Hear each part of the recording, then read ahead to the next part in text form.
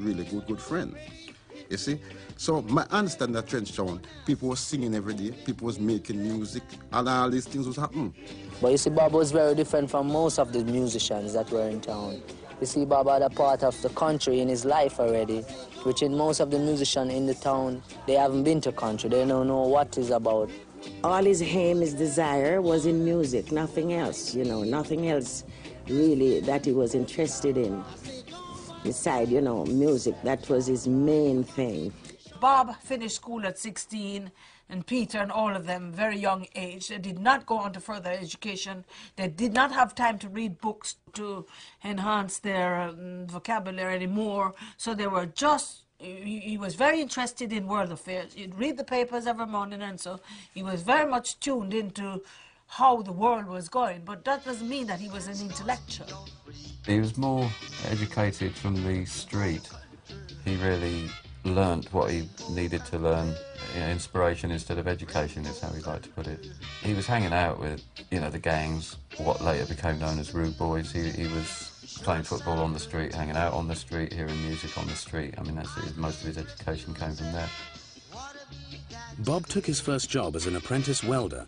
However, after an accident that filled his right eye with metal, he became determined to make it as a singer. Bob and Bunny, along with another teenager, Peter McIntosh, formed the Wailing Rude Boys, who later became known as the Wailers. Their first song, Simmer Down, was an instant #1 in Jamaica. Early Wailers songs were based on the popular dance music style of ska. Over time, the Wailers slowed down the beat, preferring the slower, bass-heavy sound of reggae. Why boasted thyself, O evil man? You had ska, first of all, which was quite up, frantic, but then it was about mid-60s and it was really hot, and ska proved to be a little bit too energetic to leap about to, so it kind of slowed down and it turned into rocksteady, which was like the link between ska and what became known as roots reggae, which is when it really got slow. And I think that's when like the ganja was kicking in as well, and it was kind of a slow evolution. The very soul of reggae music was from the Crown Nation ceremonies, which the Rastafarians used to just chant. They call it Rastafarian hymns. They sing these old songs over drumming. There'd be like 20 drummers just playing this kind of heartbeat. It was based on a heartbeat. They'd be chanting away like this and listening to American R&B, like popular US hits of the day. Somewhere along the line, the two combined. But reggae was a very slowly evolving thing.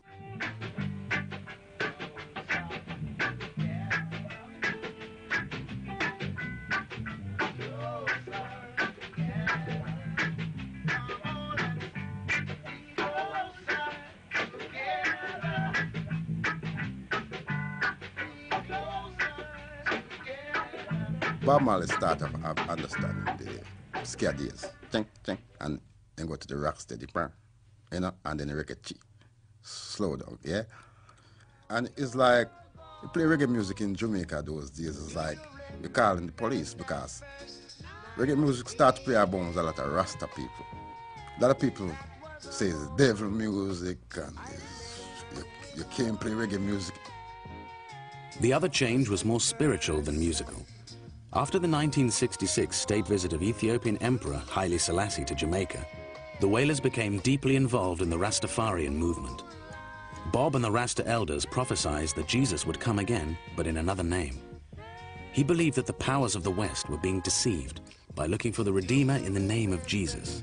That first night we... Blessed be His Imperial Majesty, Emperor Haile Selassie, Jah Rastafari, who liveth and reigneth with I and I continually, ever faithful, ever sure. Jah Rastafari, with no apology. And this is the Rastaman vibration.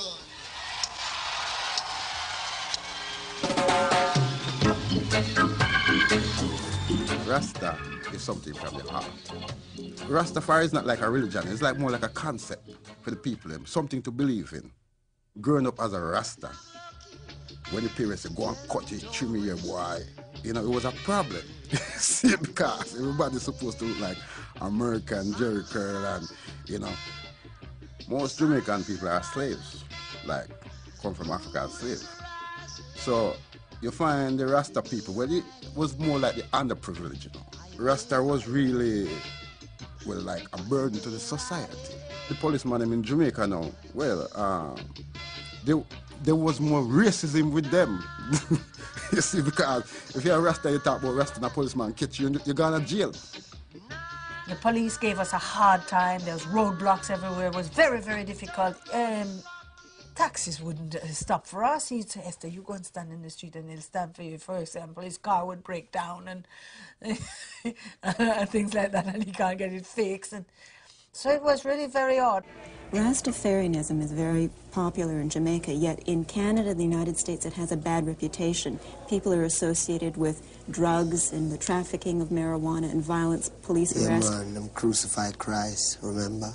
Christ was a Christian and them crucified Christ, is not what it is. No, but let's go back to the facts. People have been arrested, and the Rastafarians in Toronto, for example, have a very bad reputation. I mean, you know, I wouldn't say that the Rastafarians have a bad reputation. I would say people give the Rastafarians bad reputation because the Rastafarians, all of these things happening before the Rastafarians even start coming to Canada anywhere around here. But the things that are very obvious are things like the way you look. Right? To most people who are very conservative in dress, you look quite strange. Plus the fact that you advocate smoking marijuana. Yeah, this. I'll show you this now. Could they tell God that it's not legal? No, but they couldn't tell God that it's not legal. You have a very strong religious belief, but other people don't necessarily share that. And what they see are the obvious things. And isn't it, in fact, true that many Jamaican people get involved in the trafficking of marijuana and therefore get the bad reputation associated with Rastafarians? People get trafficking. You see, I don't really know anything about those parts of life, you know. All I know about is Rastafari, you know, and try bringing this truth to the people. What the people do with them life, I don't really know about that. I know about my own. There you are, crying again for your loveliness, won't cover your shame. There you are, you're taking true love, and while you're taking true love, you give them the blame. Music producer Lee Perry was Jamaica's answer to Phil Spector. In 1969, he recorded a series of sessions with the Wailers. Perry, believing the masters to be his, took them to London and sold them. For 10 years, he said they worked and worked and worked and never had a penny. All their music was pirated. Lee Perry had already been quite successful in his own right. He already had a reputation as a nutcase. It was traditional that the producer took all the money and the artist basically got a pittance. And this happened with the Wailers for some years. They had to go through what every artist in Jamaica has to go through, which is getting ripped off stupid.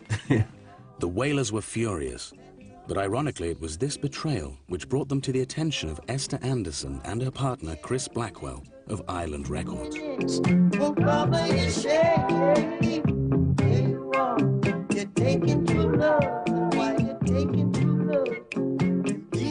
Well, I came to England and studied acting at the Actors Workshop. When I finished drama school, I did all the usual things like Dixon of Dark Green, The Saint, Danger Man, The Avengers, all this kind of work that was available for black people, which was not a lot at the time. Eventually did a film with Sidney Poitier, which won the Image Award for me and gave me an Oscar nomination. And I grew up in England struggling to actually express myself because there wasn't that much work. But alongside that, I was helping to introduce our music here through Island Records and my partner to bring out the music from Jamaica. We started Island Records here in England. It seemed at the time an impossible sort of dream, but between my partner and myself, it was just a little mini. We went from record shop to record shop, and I would go and I would bombard everybody with the records. We started out like that, and eventually people started buying the records. It was always on a sale and return basis, so it was 25 years it took.